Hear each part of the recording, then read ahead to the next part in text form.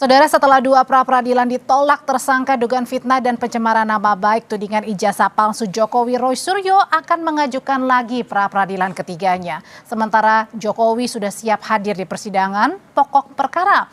Lalu apa lagi yang dituntut Roy Suryo dalam pra-peradilan ketiga nanti dan apa strateginya jika pra-peradilannya akan ditolak lagi? Serta bagaimana kubu Jokowi mengantisipasinya? Kita bahas bersama kuasa hukum Roy Suryo, Abdul Ghafur Sangaji. Bang Sangaji, selamat malam. Selamat malam, Mbak Audrey. Dan ada juga kuasa hukum Presiden ke-7 RI Joko Widodo, ada Rifai Kusumadegara. Bang Rifai, selamat malam. Malam Mbak Audrey, Bang Ghafur. Malam juga Bang Rifai. Oke, saya mau nanya dulu ke Bang Sangaji.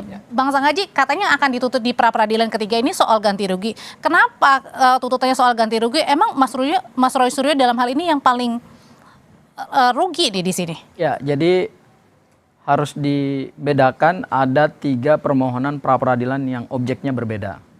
Objek yang pertama itu menguji sah tidaknya penangkapan, penahanan, penggeledahan. Ini salah satu upaya paksa juga berdasarkan pasal 89 KUHP yang baru. Karena di pasal 89 KUHP yang baru itu ada 9 jenis upaya paksa. Yang diuji pada permohonan pra-peradilan pertama itu adalah 3 upaya paksa dan itu sudah dikabulkan. Dan sebetulnya di permohonan pra-peradilan yang pertama, selain penangkapan, penahanan, penggeledahan juga kami memasukkan permohonan untuk rehabilitasi nama atau ganti rugi akibat adanya salah tangkap, bukan salah tangkap ya, tapi kesewenang-wenangan penyidik untuk melakukan penangkapan, penahanan, dan penggeledahan. Namun dalam pertimbangan hakim dan amar putusannya adalah hakim menyarankan agar supaya permohonan pra-peradilan itu terkait dengan ganti kerugian, rehabilitasi nama, itu bisa dimohonkan dengan pra-peradilan yang lain. Oke, ya? Makanya meminta untuk pra-peradilan dengan ganti rugi 200 juta. Iya, dan tidak boleh lebih dari 14 hari. Ya, amarnya, pertimbangannya begitu dan amar putusannya adalah menerima sebagian dan menolak yang selebihnya. Nah, yang selebihnya itu adalah salah satunya adalah permohonan ganti kerugian dan rehabilitasi nama. Makanya berdasarkan kami melandaskan pada putusan pra-peradilan, ya, kami memohonkan untuk pra-peradilan yang ketiga ini. Itu kan mengajukan pra-peradilannya sebelum vonis hari ini. Ya, tadi Hakim Tunggal mengatakan pra-peradilan ke-1 ngapain lagi untuk pra-peradilan kedua, toh pokoknya sama. Kalau kayak gini akan dicabutkah pra-peradilan ketiganya, kan sama aja ujung-ujungnya? Ya, untuk permohonan pra-peradilan ketiga kan tidak dicabut, tidak bisa kami cabut. Kenapa? Pertama adalah objeknya tidak nebis in idem. Kemudian yang kedua, kami melaksanakan putusan hakim pada pra-peradilan yang pertama. Kemudian yang ketiga, ini jadwal sidangnya sudah keluar. Registrasi pokok perkara untuk permohonan pra-peradilannya juga sudah keluar. Hakim tunggal pra-peradilannya juga sudah ditunjuk. Sidangnya itu tanggal 28 hari Selasa minggu depan. Jadi yang diminta ganti rugi ini siapa nih? Kami minta Polisi? ada rehabilitasi dan kemudian ganti rugi. Rehabilitasi bukan terkait dengan status tersangka ya Mbak ya. Tetapi rehabilitasi terhadap kesewenang-wenangan penyidik dalam melakukan penangkapan, penahanan, penggeledahan. Ya tentu kepada penyidik. Dan nilainya sudah disebutkan dalam surat permohonan. Dan saya ingin tegaskan bahwa nilai tersebut bukan untuk kemudian menjadi kepentingan hukumnya Mas Roy atau kepentingan kami. Tetapi kalaupun dikabulkan, baik sebagian nilai ataupun keseluruhan nilai atau berapa persentase daripada nilai tersebut, itu bagi kami tetap adalah bagian dari hak hukum kami dan kemudian itu akan disumbangkan. Kalaupun didapat itu akan disumbangkan kepada yayasan yang diatur. Bang Rifai lagi-lagi mengajukan pra-peradilan meskipun hari ini vonisnya ditolak, nanti akan pra-peradilan ketiga, katanya akan keempat. Saya nggak tahu nih sampai berapa kali akan mengajukan pra-peradilan. Tapi setujukah Anda tadi pendapat dari majelis hakim tunggal pada saat vonis, kenapa menolak? Salah satunya karena ini terkesan upaya untuk menunda sidang pokok perkara yang sesungguhnya. Oke, justru yang pertama kali mengangkat isu itu saya sendiri. Nah, dari awal saya melihat untuk pra pertama saya menghormati sebagai upaya hukum. Memang di situ ada isu yang bisa diperdebatkan. Tapi pada saat pra kedua, mohon maaf nih, saya punya pendapat berbeda. Makanya saya waktu itu langsung bilang ini upaya untuk mengulur-ngulur vonis pokok perkara. Karena apa? Karena jelas di pasal 163 ayat 1 huruf G itu ditegaskan pra peradilan itu hanya dilakukan dalam 2 tahap. Tahap penyidikan dan tahap penuntutan oleh kejaksaan. Jadi hanya bisa diulang di 2 tahapan ini. Sementara kita tahu perkara kan sudah masuk ke persidangan, sudah nomor perkara. Lalu kedua itu ditegaskan lagi di pasal 160 ayat 3. Yang bisa mengajukan pra itu adalah hanya tersangka, tidak ada kata terdakwa di situ. Sementara kalau perkara sudah disidangkan, statusnya sudah menjadi terdakwa. berdasarkan 2 dasar hukum itu saya berkeyakinan ini nggak bakal masuk. Tapi kan toh Dan akhirnya tetap masuk juga sebenarnya. Yang kedua betul, dan ternyata kan dinyatakan oleh hakim ini tidak bisa masuk. Yang kedua, dan yang lebih parah lagi, bukan parah ya, maksud saya ini buat saya baru saya melihat pertimbangan pengadilan ini cukup keras ya. Sampai tidak hanya menguraikan norma, tapi juga sampai dibilang bahwa ini adalah upaya untuk mengulur perkara, bahkan merupakan penyalahgunaan lembaga pra-peradilan. Menurut saya ini suatu pertimbangan yang cukup keras ya, yang Kenapa? seharusnya menjadi, karena biasanya tidak sampai menyimpulkan seperti itu. Cukup berdasarkan argumentasi hukum A, B, C, D, F, G menyatakan menolak. Tapi ini ada satu alert kayak peringatan. Kenapa? Mungkin karena juga majelis sudah tahu, sudah terdaftar lagi ketiga dan mungkin ada keempat, kelima.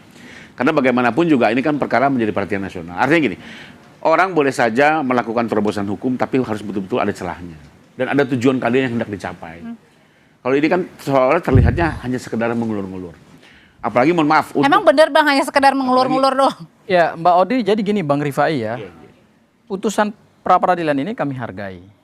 Ya, karena apa? Kita terikat pada satu asas di dalam hukum acara pidana, yaitu asas res judicata pro fatita habetur. Bahwa putusan pengadilan itu harus dianggap benar sepanjang belum dibatalkan oleh putusan pengadilan yang lebih tinggi. Dalam konteks putusan kami menghargai. Tetapi dalam konteks dialektika hukum, ya, karena kita adalah negara hukum, maka yang kami sebenarnya ingin mendiskusikan lebih alot adalah apa yang disebut sebagai ratio decidendi atau dasar pertimbangan hakim dalam membuat putusan. Karena amar putusan itu kan ada dasar pertimbangannya. Dasar pertimbangannya tentu dasarnya yuridis, tentu juga dasarnya adalah fakta persidangan. Nah, saya mau menjelaskan bahwa selama kami bersidang 1 minggu dalam permohonan pra-peradilan yang kedua, kami melihat bahwa hakim justru dalam membuat putusan ini tidak mendasarkan pada penafsiran terhadap fakta-fakta persidangan.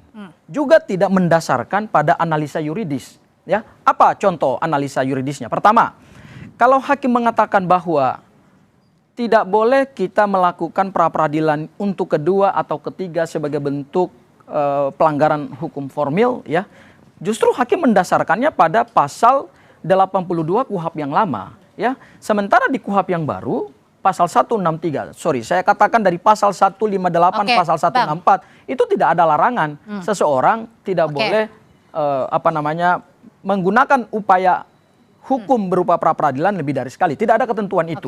Nah, hakim justru hari ini kami melihat bahwa mendasarkannya pada pasal 82 KUHP yang lama, yang KUHP-nya itu sudah mati. Ya, itu hal yang pertama. Hal yang kedua, berdasarkan fakta persidangan juga dan permohonan kami melihat bahwa hakim tidak menerapkan asas yang disebut dengan audi alteram partem, yaitu hakim harus mendengarkan kedua belah pihak. Kami punya permohonan bahwa kami mendalilkan 2 alat bukti permulaan yang cukup untuk penetapan pasal 32 sebagai tersangka itu tidak diperkuat dan berdasarkan bukti-bukti yang ada dalam persidangan itu. Tapi sayangnya tidak dipertimbangkan hakim. Tapi tadi juga hakim kan menyatakan selain pertimbangan yang tadi juga alasan timingnya. Kenapa ketika ditetapkan sebagai tersangka 7 November 2025 tidak segera mengajukan? Kenapa sekarang pada saat masuk mau mulai ke sidang pokok perkaranya sudah diregistrasi baru mengajukan? Pertama harus diakui bahwa seseorang menggunakan haknya untuk mengajukan pra-peradilan itu adalah hak seorang tersangka.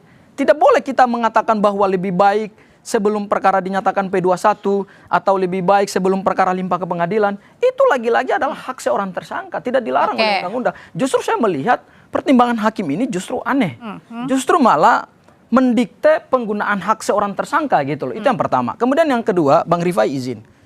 Kalau dikatakan bahwa ini sudah tidak tepat timingnya karena berkasnya sudah limpah, kita harus lihat pasal 158 KUHP yang baru yang diuji itu adalah status seorang tersangka. Baik.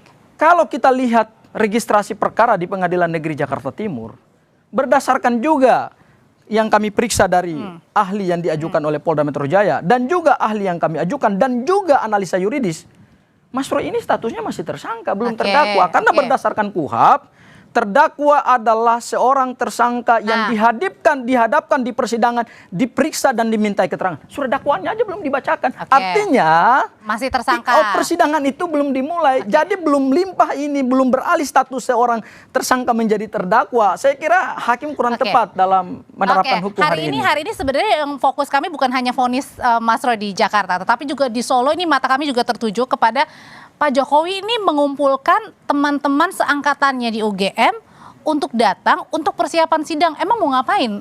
Apa yang dibicarakan tadi? Oke, sebelum misalnya saya nanggapi sedikit soal ganti rugi ya. Yang pra ketiga, ini kembali lagi kita diskusi hukum ya Bang Sanggani. Iya, saya paham Bang. Di pasal 158 huruf C KUHP baru itu menjelaskan bahwa ganti rugi hanya boleh dimintakan manakala terjadi penghentian penyidikan dan penuntutan. Sementara dalam perkara ini kan tidak terjadi. Yang terjadi hanya persoalan tidak sahnya penangkapan dan penahanan. Menurut KUHP itu tidak bisa menjadi dasar permintaan ganti rugi. Jadi kembali lagi saya berpandangan ganti rugi juga akan ditolak karena KUHP seperti itu. Kedua, jangan salah loh Mbak, ini menggunakan APBN loh, bukan Polda yang bayar. Bukan di reskrim juga, uang rakyat yang bayar. Jadi pengeluaran dana ini pun juga harus dipertimbangkan secara yuridis. Gede juga ya 200 juta? Cukup besar ya buat bagaimanapun pajak rakyat di situ. Jadi kembali lagi kalau saya pikir dengan tetap menghormati semua upaya hukum ya. Ini kan bagian dari dialektika bagaimana KUHP baru ini kita coba berdayakan, tapi saya agak beda pandangan terkait dengan pra ketiga, apalagi keempat dan seterusnya. Terlebih dengan alert dari hakim yang cukup keras dalam pertimbangan hari ini. Soal yang di Solo ini kembali lagi karena gini Mbak, pertama tapi memang Bang Rifai saya boleh mohon maaf ya Mbak Audrey ya, supaya ini clear kepada publik ya, bahwa kami mengajukan permohonan pra peradilan terkait dengan ganti kerugian ini justru kami melaksanakan putusan pengadilan. Karena tadi saya katakan asas res judicata pro varietas habetur mengatakan bahwa putusan hakim itu harus dianggap benar dan harus dihormati meskipun pasal 158 yang dikutip oleh Bang Rifai tadi. Kami tidak mendasarkan ke situ. Kami mendasarkan pada putusan pra peradilan pertama dan itu jelas. Kami diberikan hak untuk mengajukan permohonan pra peradilan kedua. Sayangnya untuk permohonan yang ketiga ini hakim tunggalnya berbeda gitu. Kalau hakim tunggalnya yang pertama mungkin tinggal kami challenge kan saudara yang mulia hakim mengatakan bahwa kami boleh mengajukan permohonan pra peradilan untuk ganti kerugian. Nah, itu sebenarnya dasarnya di situ. Dan kalau soal nilai, saya pikir Bang Rifai ini bukan soal nilai ya yang ingin kami kejar, tetapi kami ingin memberikan satu pembelajaran hukum karena dari awal kami mengatakan bahwa kasusnya Mas Roy ini adalah laboratorium hukum Indonesia, yaitu adalah penyidik tidak boleh sewenang-wenang menggunakan kewenangan yang diberikan oleh undang-undang. Kalau dari kubu Roy Suryo sebenarnya ini lagi sibuk mengajukan pra peradilan terus meskipun hari ditolak, kemarin diterima sebagian. Tapi dari sisi sebelah, dari Pak Jokowi justru sudah bersiap banget nih. Malahan tadi teman-teman seangkatan Pak Jokowi juga dikumpulkan di rumah Pak Jokowi. Sebenarnya ada apa saja yang dibahas, kenapa perlu mengumpulkan teman-teman seangkatan Pak Jokowi? Usai jeda ya Bapak-Bapak, tetap bersama kami di Sapa Indonesia Malam. Jadi saat ini Bang Rifai sebenarnya apa sih yang sedang dipersiapkan Pak Jokowi? Kenapa hari ini Pak Jokowi mengumpulkan teman-teman seangkatan di UGM untuk ke rumahnya? Apa yang dikoordinasikan? Sebelum menjawab pertanyaan, saya mengomentari terkait peradilan sedikit aja. Saya melihat justru pra keempat, kelima ini hanya membuang waktu. Kenapa nggak masuk ke pokok perkara? Apakah karena tidak confidence dengan pembelaannya? Terus marilah kita sama-sama di pokok perkara membuktikan. Pak Jokowi membuktikan soal keaslian ijazah, Pak Roy silakan membuktikan soal tuduhan kepalsuannya. Publik bisa melihat dari situ jadi terang persoalan. Dibanding sekarang bermain terus di pra, kapan masuk pokok perkaranya ya. Kalau dalam confidence, ayo kita sama-sama jam. Kedua, Pak Jokowi sendiri sudah lebih confident ya. Sebelumnya sudah menyatakan beliau akan hadir dan membawa seluruh ijazahnya yang dimiliki. Yang terakhir beliau juga mengumpulkan teman-temannya, mengumpulkan dalam rangka apa? Karena bagaimanapun beliau juga memikirkan bahwa sebagian besar teman-temannya kan sudah banyak orang pensiun ya, mohon maaf ya. Tinggal di Jogja dan Solo, harus berangkat ke Jakarta tentunya kan juga butuh effort ya, transportasi, penginapan dan segala macamnya, dan akhirnya merepotkan teman-temannya. Jadi beliau ini selain ya reuni kecil-kecilan sambil pamit mohon maaf kalau teman-temannya terpaksa harus datang ke pengadilan, disusahkan gara-gara LP-nya. Jadi lebih kepada silaturahim seperti itu saja, karena mau tidak mau memang ya harus berangkat ke Jakarta kan begitu ya, harus mengikuti persidangan sesuai nanti panggilan jaksa. Nah, jadi Pak Jokowi hanya mengumpulkan lebih kurang itu aja. Jadi semacam ya permohonan maaf dan permohonan pengertian lah kepada teman-temannya kalau dengan terpaksa harus hadir ke persidangan. Tidak lain agar semua juga terang, ya, agar nama baik UGM juga bisa dipulihkan, KPU, KPUD, karena kita spiritnya adalah ijazah ini clear dan semua bisa dipulihkan. Oke, berangkat tadi dari pernyataannya Pak Jokowi pada saat ditanya teman-teman wartawan kan untuk mempersiapkan diri dan teman-teman seangkatan. Apakah ini bukannya terkesan, oh kayaknya lagi di satu suara semuanya, apa yang dikatakan harus begini ya, A, B, C harus sama ya semuanya nanti? Mbak, namanya orang memberi keterangan di sidang itu di dalam sumpah. Dia harus menjelaskan fakta yang dia ketahui dan tidak boleh berpendapat. Kalau menjelaskan fakta kan kembali lagi kan apa yang senyatanya terjadi. Jadi nggak mungkin bisa diubah-ubah. Contohnya, tahun berapa Anda masuk UGM ya? Jelas tahun 80 kan. Tahun berapa selesai? Ada yang 84, ada yang 85, ada yang mungkin 7 tahun. Itu kan fakta semua, nggak bisa diatur-atur. Karena setiap fakta orang masing-masing pasti beda-beda. Ya. Dulunya apakah satu kelas dengan Pak Jokowi atau tidak kan, biarpun satu angkatan tentu berbeda. Artinya maksud saya, setiap orang punya faktanya masing-masing. Dan tidak mungkin bisa diseragamkan. Apalagi ini di bawah sumpah, mereka harus menjelaskan apa yang memang sebenarnya dialami ya, dan mereka tidak boleh berpendapat. Jadi menurut saya itu kejauhan lah. Lebih kepada pamit, karena bagaimanapun Mbak, mereka harus ramai ke Jakarta ya, dengan, mohon maaf, sudah mayoritas pensiunan, kan bagaimanapun disusahkan. Nah, kalau dari pihak Pak Jokowi sudah sangat siap, bahkan bukan hanya datang, teman-temannya juga sudah dipersiapkan. Kenapa dari Mas Roy sendiri lagi-lagi mengajukan pra-peradilan? Kenapa nggak langsung siap aja fight di sidang?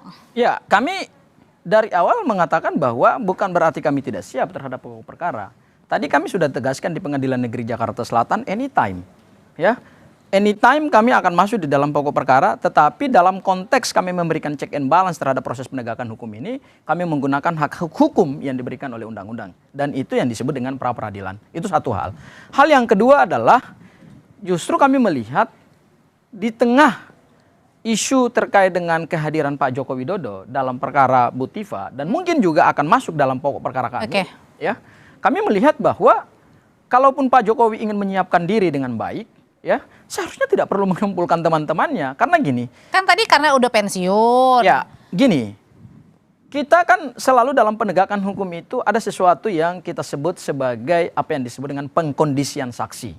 Itu yang sebenarnya tidak boleh terjadi. Jadi ya? ada anggap ini pengkondisian saksi. Ini sangat ada potensi saksi-saksi yang teman-teman Pak Jokowi itu seperti dikondisikan. Seperti dikondisikan katanya Bang Rifai. Untuk memberikan keterangan yang menguntungkan Pak Jokowi. Seharusnya dalam perkara ini tidak perlu saksi-saksi itu datang ke Pak Jokowi. Tunggu saja nanti pada saat dipanggil oleh jaksa penuntut umum berdasarkan surat pemanggilan, yang bersangkutan hadir, mungkin yang akan dipanggil pertama adalah Pak Jokowi karena dia adalah saksi yang ditunggu-tunggu oleh seluruh masyarakat Indonesia, hadir di Pengadilan Negeri Jakarta Timur, dan jangan cuma hanya hadir di Bu Tifa, harus hadir juga di pokok perkara kami gitu. Itu yang sebenarnya ditunggu-tunggu.